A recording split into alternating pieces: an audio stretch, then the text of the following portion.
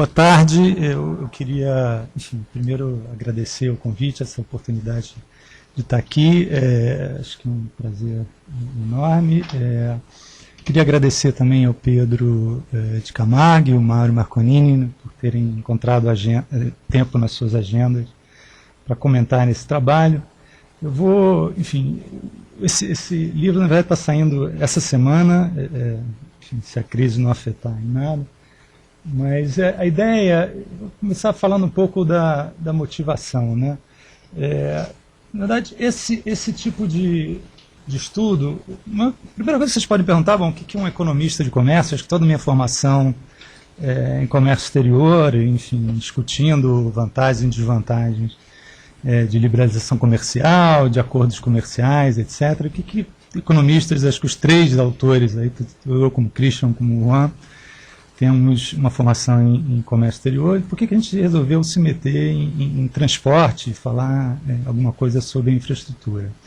Bom, na verdade, a motivação partiu de uma percepção de que tinha alguma coisa errada, né, com a política comercial na região, né? Ou seja, a gente tinha a percepção que o mundo mudou, né, por uma série de fatores que eu vou comentar, mas que a região continuava, que a política comercial na região continuava concentrada em apenas um dos tradicionais obstáculos ao comércio, né, a questão das tarifas, as barreiras não tarifárias, que não são, quer dizer, são obviamente obstáculos importantes, longe de mim estar aqui, enfim, menosprezando esse tipo de obstáculos, mas a nossa sensação é de que o mundo tinha mudado e que esses obstáculos, que na década de 80, início da década de 90, eram sem dúvida, né, os principais obstáculos, com tarifa de 100%, 120%, quem é que vai discutir, enfim, qualquer outra coisa, né? Era simplesmente o grande elefante na sala, né? Mas nossa percepção é que, bom, esse status quo mudou, né? Ou seja, e que, como o status quo mudou, né, se no passado não tinha muito problema você ignorar todas as outras questões que a gente chama, em geral, de facilitação de comércio, né, que vai desde de alfândega até custo de comércio, né, você não tinha muita importância, porque era uma parcela mínima, né, mas a nossa sensação é que, como o mundo mudou, ignorar esse tipo de questão trazia custos tinha um ônus cada vez maior, né. Então, por que a gente acha que o mundo mudou? Né? Mudou nesse sentido. Né? Por que a gente acha que você tem que redesenhar a política comercial, pelo menos rebalancear, né, as prioridades que você dá aos vários temas?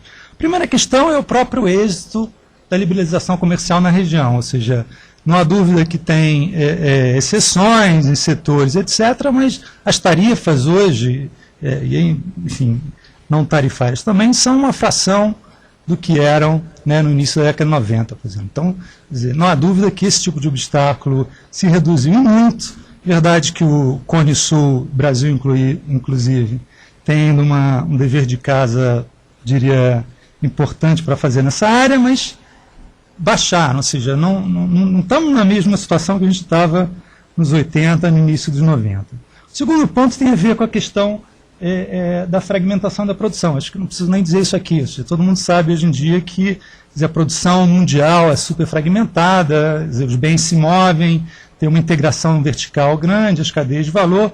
Isso, obviamente, aumenta a importância da logística, do transporte, etc. Né? Ou seja, aumenta a importância de você ter, ou pelo menos você não ter uma infraestrutura que se coloque como obstáculo para que essa troca de bens ocorra. A gente não está mais no mundo JK em que os produtos têm que ser 100% de conteúdo local. Pelo contrário, você tem que importar muito para exportar. Isso implica, obviamente, que aumenta a importância da infraestrutura. E o outro ponto tem a ver com a questão do tempo nas transações comerciais. Ou seja, hoje cada dia mais, tanto consumidores como produtores valorizam, né, a entrega dos produtos, né, em um tempo curto de tempo. Você tem um comércio cada vez maior de bens perecíveis, que são bens muito sensíveis ao tempo, ou seja, você leva um tempo muito grande para transportar esse bem, você tem um custo de depreciação, sem falar do custo de carregamento de estoque, etc., sem falar nas técnicas né, de controle de estoque que, enfim, implicam em você carregar pouco produtos e implicam em você ter uma entrega rápida desses produtos. Tá? E, por fim, o terceiro ponto, que acho que também é importante, é o fato que, de 90 para cá, entraram dois grandes, enormes tigres no mercado mundial, eu ia dizer elefantes, mas são mais ágeis do que isso. E, obviamente, enfim, sem entrar naquela discussão se a região deve ou não se especializar em recursos naturais, o fato é que, como entrou China, entrou Índia nesse mercado, isso empurrou a região, né, em direção a uma série de produtos, né, seja recursos naturais, ou o que eu estou chamando aqui, bens manufaturados pesados, ou produtos sensíveis ao tempo, isso que eu acabei de mencionar aqui, que são produtos que são muito intensivos em transporte. Né? Se você pensar em grãos e minérios, ou bens manufaturados pesados, ou mesmo esses produtos sensíveis, você pegar a proporção que o transporte tem nesses produtos é muito significativa. Então, por todas essas razões, não faz mais sentido a gente pensar em política comercial hoje em dia olhando só para tarifa e para barreiras não tarifárias, ainda que, enfim, essas questões têm importância. Né? Enfim, então a nossa tarefa, um pouco a nossa missão era com esse estudo, era tentar mostrar que isso, colocar um pouco de número atrás dessas ideias. Né? Será que a gente pode realmente mostrar essa diferença em termos de importância, né, em termos de retorno que pode ter uma política que seja comercial que seja mais ampla, que trate em outras questões. Tá? Então, o que a gente procura fazer no estudo é responder essas 5 perguntas. Né? Ou seja, qual é o maior obstáculo hoje em dia para o comércio exterior na região? Ou seja, são as tarifas ou são os custos de transporte? Tá? Segundo, como é que se compara os custos de transporte na região com os do mundo desenvolvido? Um pouco a ideia, bom, se a gente pode dizer se um é maior que o outro, tem um problema de natureza do obstáculo. Né? Quer dizer, ao contrário das tarifas, você não pode reduzir o custo de transporte a zero. Né? Você vai custar sempre alguma coisa transportar os bens. Então, você precisa saber se existe algum tipo de margem aí para você reduzir esses custos. Então, daí entra o benchmarking em outras regiões do mundo. A gente vê, bom, existe algum espaço para que isso seja reduzido? A terceira questão tem a ver com essa coisa que eu falei. Será que tem uma forma de mostrar empiricamente que realmente bens intensivos em transporte hoje são um componente importante, né, das vantagens comparativas que tem a região? Depois de identificar o nível, obviamente é interessante saber o que está por detrás. Se são altos os custos, o que estão causando esses custos. Né? E, por fim, qual é o impacto que isso tem? A gente quer saber qual é o retorno. Ou seja, se tiver uma política que investe mais, né, em alfândegas, em transporte, etc., quanto é que isso gera em termos de maior volume de comércio exterior, em termos de maior diversificação do comércio exterior, comparado com uma política que se concentre somente em tarifas, né, a política tradicional até agora. Para isso, a gente usou 3 bases de dados. Claramente, a base de dados da ALAD, acho que é a estrela do trabalho, porque ela nos dá informações sobre o valor, a quantidade das importações, para 5 mil produtos, receita tarifária, ou seja, dá não a tarifa nominal que se paga, mas quanto efetivamente se pagou para exportar o produto, né? E os custos de transporte, quanto é que aquele produto pagou, né, de frete para exportar do país X para o país Y, seguro, isso separado, tá? E por modo de transporte e por portos de entrada. Ou seja, a gente pode identificar exatamente de que porto saiu, e qual porto que entrou, quanto pagou, enfim, qual é o modo de transporte para esses 11 países da América Latina, tá? Para esse período 90 a 2005. Depois a gente pegou isso e combinou com uma base de dados ainda maior ainda, mas que já era mais conhecida, que é essa do Census Bureau americano, né, e do Waterborne Data Banks, que são mais ou menos, tem o mesmo tipo de informação, só que é um volume, obviamente, muito maior, com nível de desagregação maior. Enfim, isso nos permitiu fazer uma série de exercícios para tentar responder aquelas perguntas. Então, eu vou logo apresentar, quer dizer, o que a gente encontrou de mais significativo aí. Bom, primeiro a gente confirma que realmente não há dúvida que os custos de transporte hoje são significativamente mais altos do que as tarifas. Né? Se a gente pegar a média das exportações da América Latina para os Estados Unidos, você gasta em média 7,8% de frete, enquanto que a média da tarifa é 2,7%. Tá? No caso das exportações intrarregionais, né, América Latina, essa diferença seria de 4,3 para 1,9. Segundo ponto, de novo, também era uma coisa que, obviamente, a gente tem a sensação, pelo número de anedotas, de casos que a gente escuta, é que os custos na América Latina de transporte se gasta muito mais com transporte do que no caso dos países desenvolvidos como Estados Unidos e Holanda. Tá? Então, uma comparação aqui, no caso, se pegar um país com as características médias da América Latina, você gasta, em geral, 75% mais para exportar para os Estados Unidos, isso controlando por todas as diferenças de distância, tipo de produto, né, uma série de outras questões, do que você gasta exportando da Holanda para os Estados Unidos. Tá? Outra coisa que a gente viu é que os fretes marítimos parece que são altos, mas está havendo alguma convergência em direção aos países desenvolvidos. Tá? Mas isso não acontece com frete aéreo. Você olha, o frete aéreo diverge, ou seja, em relação aos Estados Unidos. A gente não só paga mais, mas a tendência, essas coisas não só estão ruins, mas a tendência é piorar. Né? E a última questão tem a ver com o impacto, né? Ou seja, o que a gente espera de uma redução, ou na tarifa ou no frete, que a gente encontra que, ou seja, o impacto sobre frete domina amplamente o impacto de uma redução na tarifa. O exercício que a gente fez, uma redução de 10% do frete, é quase que 23% mais alto, né, em termos de aumentar o impacto sobre o volume de comércio, é quase 23 vezes mais alto do que uma redução nas tarifas, no caso dos produtos, da exportação para os Estados Unidos. Tá? 6 vezes no caso das exportações intrarregionais. Então, vou dar um pouco mais de detalhe a esses resultados que a gente encontrou. Primeira questão, tarifa versus frete. Esse gráfico parece complicado, mas não é. Na verdade, enfim, no eixo vertical você tem o frete ad valorem, né? A participação do frete no preço do produto. E aqui você tem as tarifas reais e tem a diagonal. Ou seja, se o país está acima da diagonal, significa que os fretes são mais altos do que as tarifas. Obviamente, isso aqui são fretes e tarifas médias. E as bolas em azul são as exportações para os Estados Unidos, e as bolas em vermelho são as exportações para a América Latina. Né? Então, a gente pega um país como o Brasil, né, você vai aqui, você tem uma coisa como frete médio das exportações para os Estados Unidos, sei lá, algo como 8%, e você paga de tarifa menos do que 2% em média. Obviamente tem uns picos tarifários, todas as coisas da agricultura que a gente conhece, mas o fato é que, na média, isso é um resultado que se reproduz, mesma coisa com o caso das importações intrarregionais.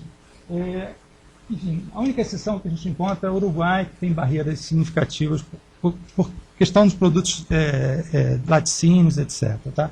Mas o quadro é amplamente favorável, né, que você, no mínimo, traga essa questão para dentro da política comercial. E para, enfim, dar ainda mais cores a esses resultados, o que a gente fez no trabalho é calcular não só o custo de frete, né, mas transporte não é só frete, né, é aquela questão, o custo de tempo, né, que você leva para transportar o produto e o que esse tempo implica em termos de depreciação do produto, etc. Então, o que a gente faz é calcular qual seria o custo de tempo médio para vários setores, né?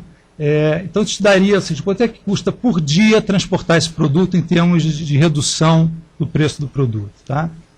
A gente pegou essas estimativas por setor, por produto, e agregou por país, né, em função da sua pauta de exportação. Tá? Então, o que a gente fez? Aqui é no caso do Brasil e Argentina. Isso é exportações para os Estados Unidos. Isso é quanto você paga de tarifa, tá? Isso é quanto você paga de frete. Tá? Isso, se eu agregar o frete, eu agregar o custo de tempo.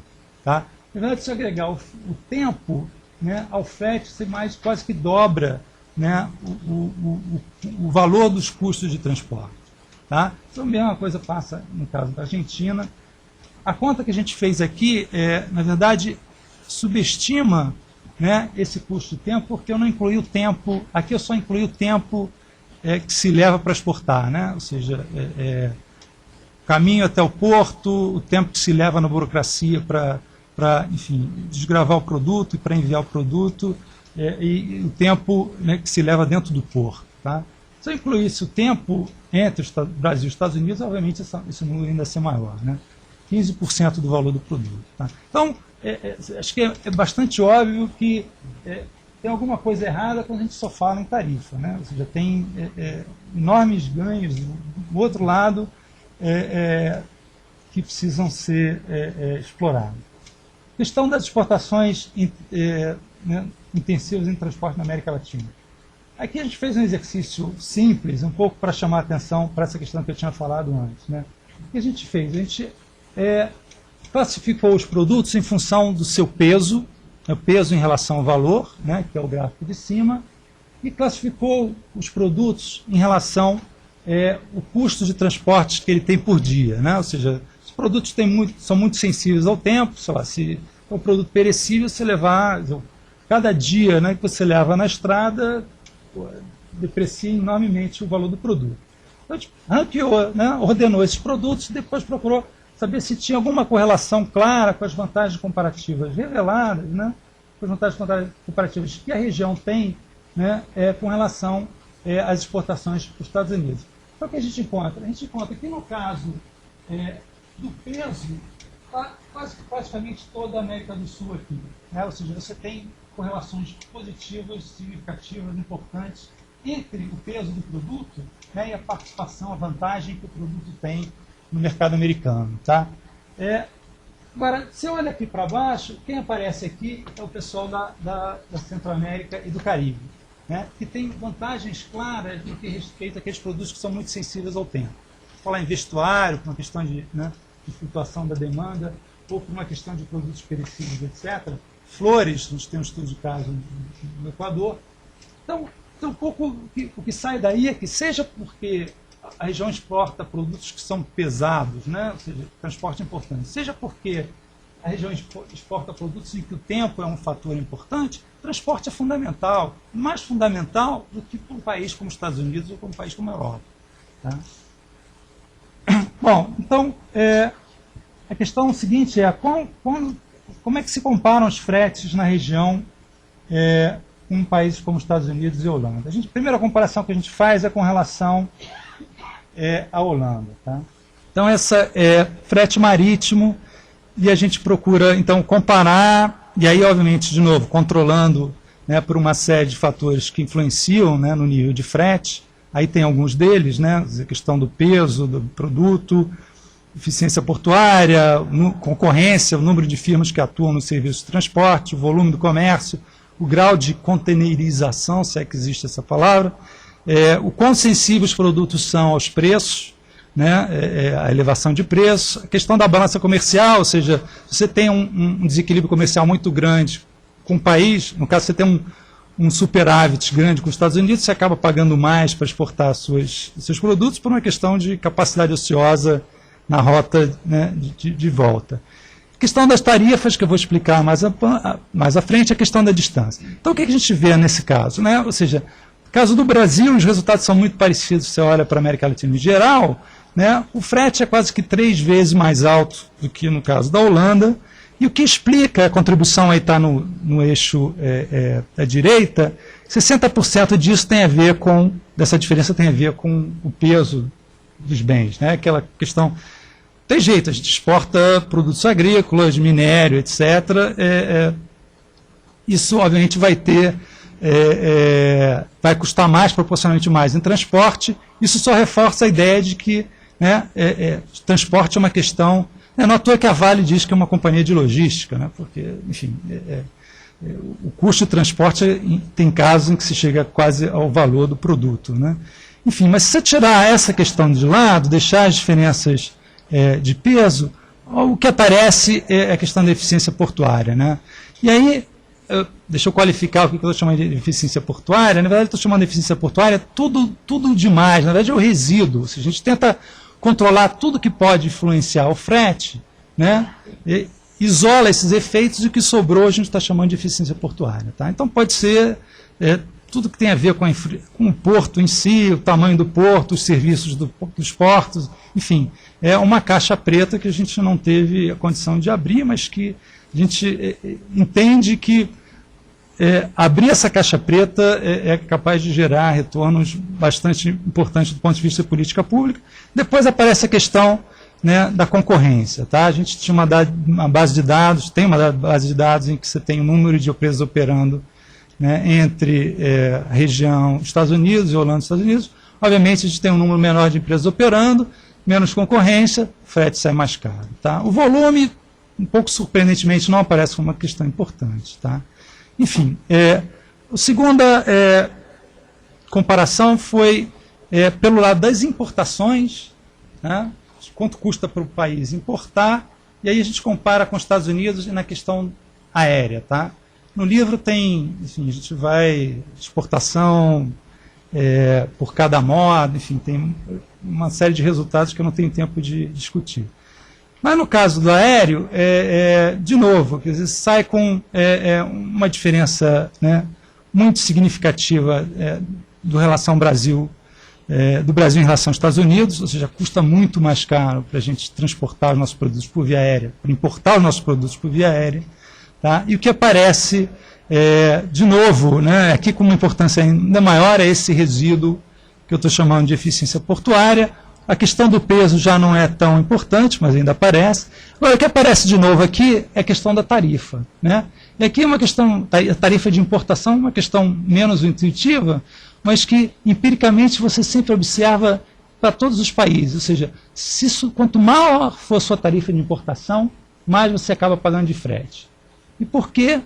Porque, na verdade, se você tem uma tarifa muito alta, né, o percentual do custo de transporte no produto, né, se reduz drasticamente. Você põe uma tarifa de 100% sobre a importação do produto, 100% sobre o valor do produto, né, você simplesmente reduz, né, drasticamente o custo de transporte, a componente de transporte. Então, obviamente, as empresas se sentem muito mais à vontade, né, de aumentar os seus custos sem que os clientes, né, sejam as empresas exportadoras, sejam os clientes finais, se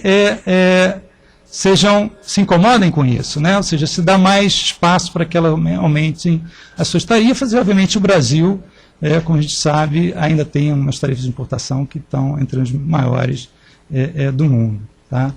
Bom, dado essa diferença de níveis, a gente fez um exercício. Bom, o que acontece com o frete se a gente... se o Brasil e outros países da América Latina, a ALC é o médio da América Latina, se o Brasil adotasse os mesmos níveis de eficiência portuária, definida da maneira como eu defini, tarifas e concorrências do que os Estados Unidos. Né? Então, o que a gente vê é que no caso do Brasil, tá, a redução no frete seria de 25%, né, distribuída principalmente entre a questão das tarifas, tá, ou seja, uma outra boa razão para se baixar as tarifas, e a questão da eficiência portuária, a questão da concorrência aparece com uma importância menor, enfim, frente aos outros, não desprezível, mas frente aos outros componentes. Bom, tendência dos fretes. Enfim, as coisas não parecem que estão muito bem, mas vão melhorar, estão melhorando ou vão piorar. Né? Então, a primeira questão que a gente faz aqui é no caso das exportações para os Estados Unidos. Tá? Então, a gente olha o que aconteceu com o frete médio, né, das exportações desses países para os Estados Unidos ao longo do tempo. Obviamente, aqui tem um problema que ao longo do tempo, né, a composição das exportações dos países muda. Isso pode, se o país passa a exportar mais soja, por exemplo, o frete aumenta, não porque os portos estão menos ou mais eficientes. Tá? Então, o que a gente fez foi exatamente controlar por essas diferenças, né, que podem ocorrer ao longo do tempo em termos de composição, né, para ter uma ideia mais clara de se aumenta ou não a eficiência. O que a gente não controla aqui, obviamente, é a questão do preço do petróleo. Tá? Mas isso a gente supõe que é igual para todos os países, tá? Pelo menos razoavelmente parecido. Então, acho que o que chama a atenção aqui é que, realmente, mesmo, por exemplo, o Mercosul e Chile, obviamente o Brasil aqui tem um papel, né, grande, você teve uma redução importante até 99 no custo de frete aéreo, mas à medida em que os preços do petróleo começaram a subir, né, você mais do que perde os ganhos que você teve nessa década, na década de 90, tá? E o caso dos outros países da América Latina ainda é pior. Agora, você olha, por exemplo, o que acontece com a China, né? A China não se move, né? Quer dizer, fica mais ou menos com um custo médio de frete, né? Mais ou menos constante, né? Apesar da elevação dos preços do petróleo. Tá? Enquanto que os outros países da região, agora, obviamente, o resto do mundo também, você não vê o mesmo tipo de aumento que você vê nos outros países da América Latina, o que obviamente, né, levanta um sinal amarelo no sentido de que, bom, se as nossas vantagens, principais vantagens são recursos naturais, proximidade num mercado como os Estados Unidos, tá? Se a nossa infraestrutura é cada vez menos eficiente, né, obviamente essas vantagens, né, tendem a desaparecer. Tá? Isso aqui é no caso das importações, também é o mesmo tipo de exercício, olhando pelas importações, e aqui a comparação é com os Estados Unidos, tá? 95 e 90. Aqui a situação parece ainda... Vocês veem, por exemplo, só que tem muitas linhas aqui, eu não quero confundi-los, mas, por exemplo, no caso do Brasil, que é em azul, você tem uma redução até 2000, e depois entra uma tendência de alta. Os Estados Unidos têm uma redução muito maior, tá? Depois volta a subir, pelas questões que eu já mencionei, mas, enfim, num patamar bem abaixo do Brasil. Então, se as coisas já não estavam muito bem em 94, a gente já gastava mais em 95, a gente provavelmente está gastando mais no final da década, ou seja, não estamos reduzindo o gap, né, o hiato com relação aos Estados Unidos. Bom, qual seria então, bom, já que existem esses problemas, aparentemente existe gordura no sistema, ou seja, é possível reduzir significativamente os nossos custos, mas que tipo de retorno se teria atuando sobre esse tipo de custo? Né? Então, primeiro exercício que a gente faz é com relação às exportações para os nossos países vizinhos da América Latina, tá? Mais América do Sul. Então, aqui, o que a gente faz obviamente, procura se controlar por todos os fatores que possam estar afetando, né, o frete que não tarifa, perdão, que esteja afetando o comércio que não tarifa e frete, e a gente faz esse exercício muito simples, que é, bom, o que acontece se eu reduzir com volume de comércio, se eu reduzir as tarifas em 10% e se eu reduzir os fretes em 10%. Tá?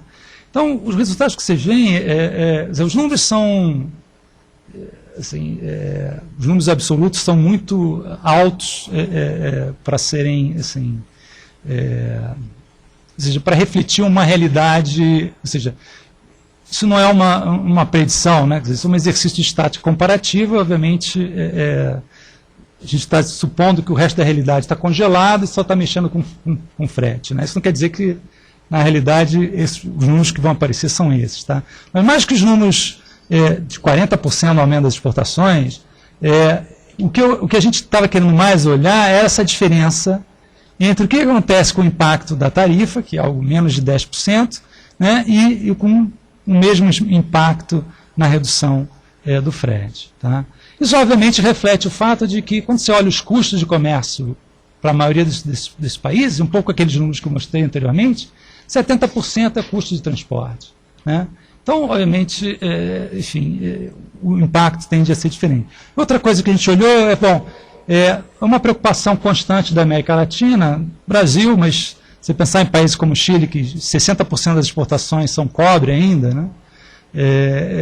É a questão da diversificação das exportações. Ninguém quer ficar prisioneiro de um produto só. Então, outra coisa que a gente olhou, bom, o que acontece com o número de produtos que esses países exportam se a gente fizer o mesmo tipo de exercício? E, de novo, o que aparece é uma diferença brutal entre o que aconteceria, né, numa redução tarifária, aí no caso menos de 10%, produtos aí, por favor, são produtos da definição, ou seja, 6 dígitos, não um produto bastante agregado. Né?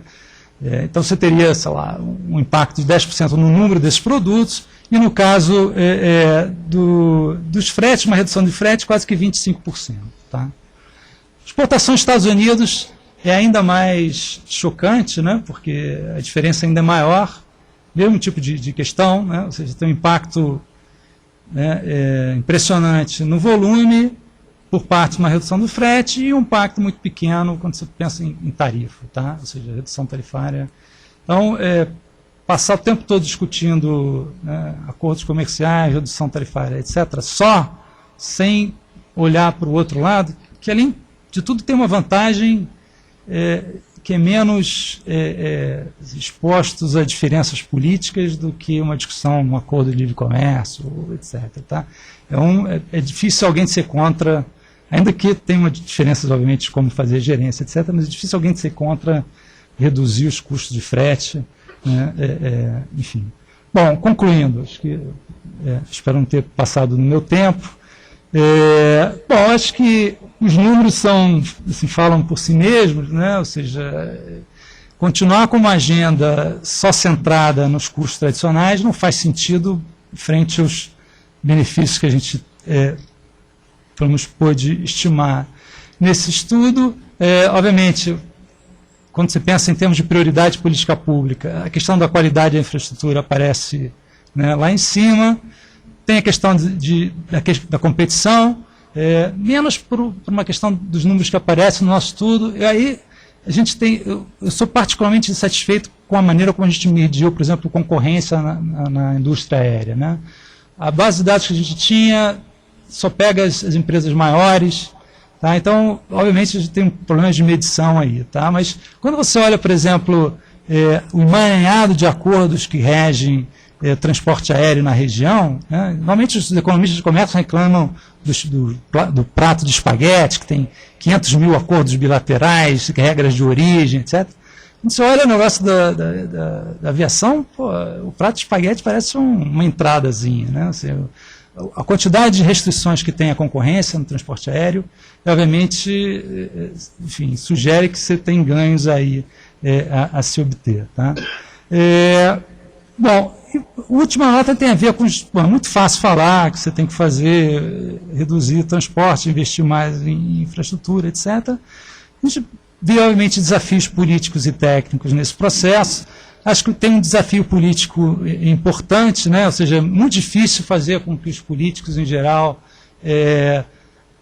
prestem atenção ou coloquem prioridade do governo deles, né? Melhorar a infraestrutura de transporte nos detalhes mais...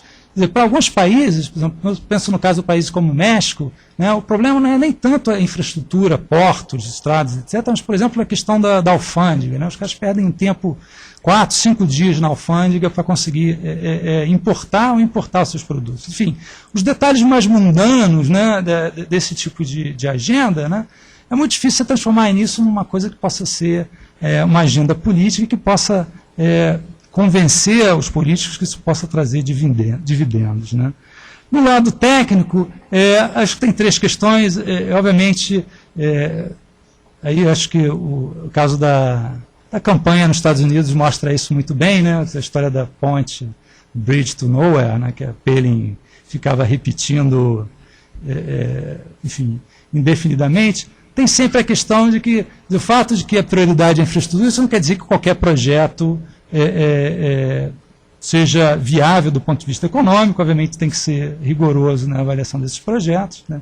O fato que a gente está surgindo prioridade não quer dizer um cheque em branco para esse tipo de coisa.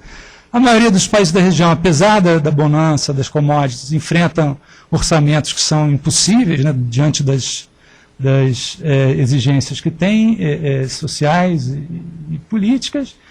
E, por último, a questão que tem mais a ver, acho que o BID tem um papel importante enfim, a preencher, que é a questão dos projetos regionais, né, que é sempre a ovelha negra, o patinho feio dos projetos de infraestrutura, porque os países querem fazer os seus projetos nacionais, dificilmente eles querem se envolver em projetos regionais, pelas dificuldades que a gente sabe, o problema das externalidades, os benefícios são assimétricos, tem um problema de coordenação importante.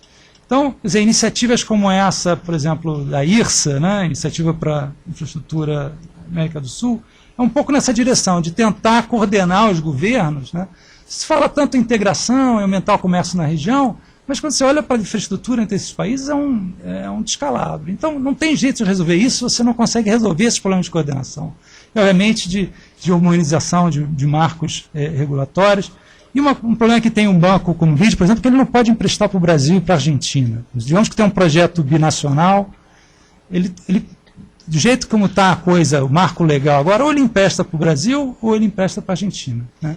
Isso é uma coisa que, por exemplo, que o Banco de Reconstrução Europeu já faz. Ele dá empréstimos, né, sei lá, para a Ucrânia ou para a Lituânia, ou o que seja, e consegue dividir o risco entre esses países. Obrigado, fico por aí. Ótimo, Maurício.